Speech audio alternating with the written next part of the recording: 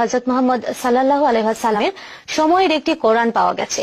Radio carbon পরীক্ষার মাধ্যমে কোরআনটি লেখার যে সময় পাওয়া যায় তা অনুযায়ী তখন মহানবী জীবিত ছিলেন। বর্তমানে এই কোরআনটি জনসাধারণের দেখার জন্য উন্মুক্ত করে দেওয়া হয়েছে। তবে এই কোরআনের সাথে বর্তমান কোরআনের কোনো পার্থক্য নেই বলে জানিয়েছেন বিশেষজ্ঞরা। মুসলমানদের প্রধান ধর্মগ্রন্থ কোরআন।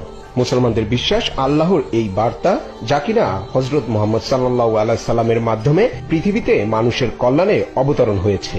The Quran in the whole world was fantastically exciting, individually and for the university as well.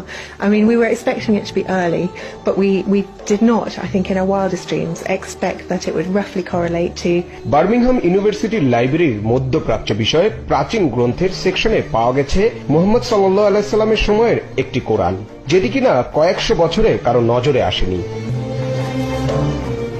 কোরআনটি লেখার সময় নির্ধারণ করা হয়েছে 570 থেকে 645 খ্রিস্টাব্দের মাঝামাঝি সময়ে।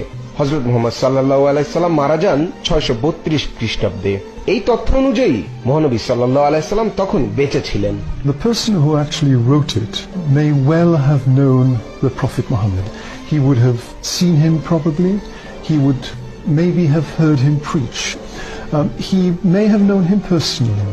And that really is quite a thought to conjure with. আরো ধারণা করা হয় নবী সাল্লাল্লাহু আলাইহি সাল্লামের 6 ওহী লেখকের কারো হাতে এটি লেখা হতে পারে। কোরআনটির রেডিও কার্বন পরীক্ষা করা হয়েছে অক্সফোর্ড ইউনিভার্সিটিতে। এই কোরআন খলিফা উসমান রাদিয়াল্লাহু তাআলা আনহুর সময়ে ব্রিটেনে আসতে পারে বলে ধারণা করছে বিশেষজ্ঞরা। কোরআনটি লিখতে ব্যবহার করা হয়েছে উটের ঘাড়ের চামড়া, পাথরের স্লেট, খেজুরের পাতা। I am quite sure that even the people from all over UK would come here to Birmingham to just have a glimpse of these pages. People would love this. ইসলামের প্রথম যুগের এই কোরআন পাওয়ায় উচ্ছ্বাস প্রকাশ করেছে লাইব্রেরির কর্মকর্তারা। পবিত্র এই গ্রন্থটি জনসাধারণের দেখার জন্য উন্মুক্ত করে দেওয়া হয়েছে। মৃদুল ইসলাম, TBN24।